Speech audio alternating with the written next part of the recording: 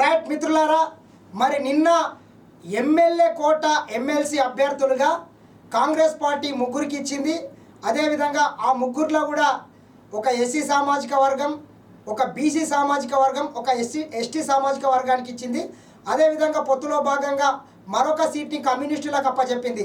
మరి కల్వకుంట్ల చంద్రశేఖరరావు బీఆర్ఎస్కు సంబంధించినటువంటి ఎమ్మెల్సీ స్థానాన్ని కూడా దాసోజు శ్రవణ్కు కట్టబెట్టారు. మరి నిన్న నామినేషన్ చివరి రోజు. మరి నామినేషన్ సందర్భంగా కల్వకుంట్ల చిన్నదొర ఎవరైతే రామారావు అలియాస్ డ్రామారావు తుపాకి రాముడు ఉన్నాడో, ఒక దాసోజు శ్రవణ్ని ఏ రకంగా అవమానపరుస్తున్నారో మీరు చూడవచ్చు.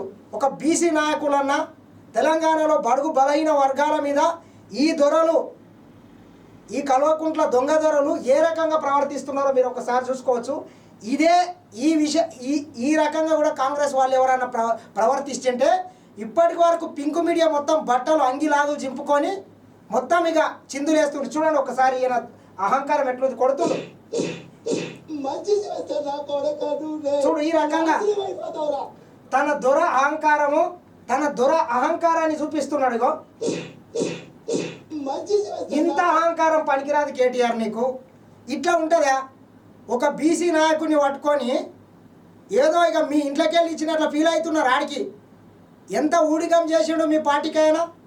లాస్ట్కు మీ వ్యవసాయ క్షేత్రంలో వచ్చి మీ అయ్యతో కలిసి ఆలుగడ్డలు ఉల్లిగడ్డలు కూడా వీకాడు.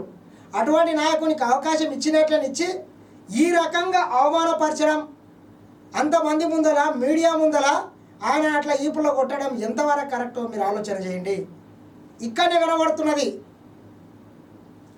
కల్వకుంట్ల దొరల అహంకారము, వాళ్ళ ఆధిపత్యం ఏ రకంగా ఉంటుంది. గతంలో కూడా చూసిన 10 సంవత్సరాలు అధికారంలో ఉంటే మంత్రులని మొత్తం డమ్మీలు చేసిండ్రు. ఫస్ట్ 5 సంవత్సరాలలో అయితే అసలు మహిళలని మంత్రివర్గంలో కూడా తీసుకోలేదు. కానీ ఈరోజు కాంగ్రెస్ పార్టీ అధికారంలోకి వచ్చిన మరుక్షణమే 2 మంత్రుల్ని తీసుకున్నారు మంత్రివర్గంలోకి.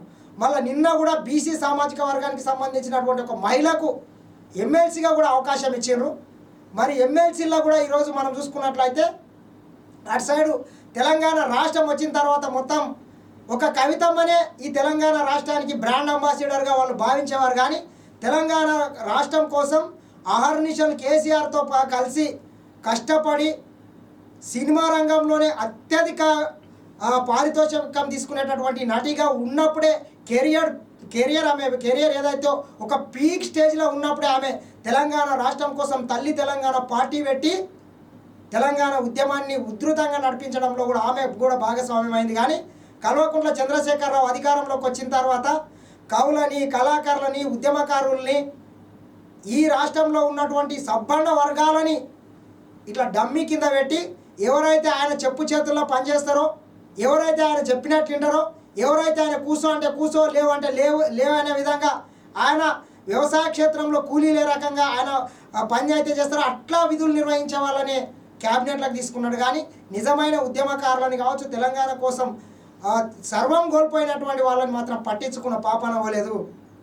మలిదేశ తెలంగాణ ఉద్యమాన్ని ఉవ్వెత్తున ఎగిరిపడే విధంగా చేసినటువంటి శ్రీకాంతాచారి ఎవరైతే ఎల్బీ నగర్లో పెట్రోల్ పోసుకొని కాలిపోకుండా జై తెలంగాణ నినాదాలతో ఆ రోజు వాళ్ళు ప్రాణాలు ఇడిచిండ్రు. మరి నీ అల్లుడేమో దొంగ దీక్షలు చేసుకుంటా పెట్రోల్ డబ్బా తెచ్చుకొని అగ్గిపేట మర్చిపోయి డ్రామాలు చేసిండ్రు. ఇటువంటి డ్రామాల కుటుంబం మీది.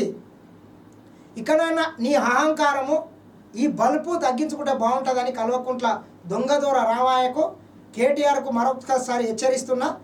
ఈ బడుగు బలహీన వర్గాల మీద, బీసీల మీద, అణగారిన వర్గాల మీద ఇట్లా వెలమదూరల ఆధిపత్యం ఎంతవరకు ఇది క్షమించరాని నేరం. ఈ రకంగానే వేరే పార్టీ వాళ్ళు ఎవరు చేసినా ఈరోజు మొత్తం మీరు ఏ రకంగా ప్రవర్తిస్తుంటారో ఆలోచన చేయాల్సిన అవసరం అయితే ఉందని ఖచ్చితంగా తెలియజేస్తున్నాం. ఇక్కడన్నా అహంకారం తగ్గితే బాగుంటుందని మరొకసారి కల్వకుంట్ల కుటుంబాన్ని హెచ్చరిస్తున్నా. చూస్తూనే ఉండండి SN TV.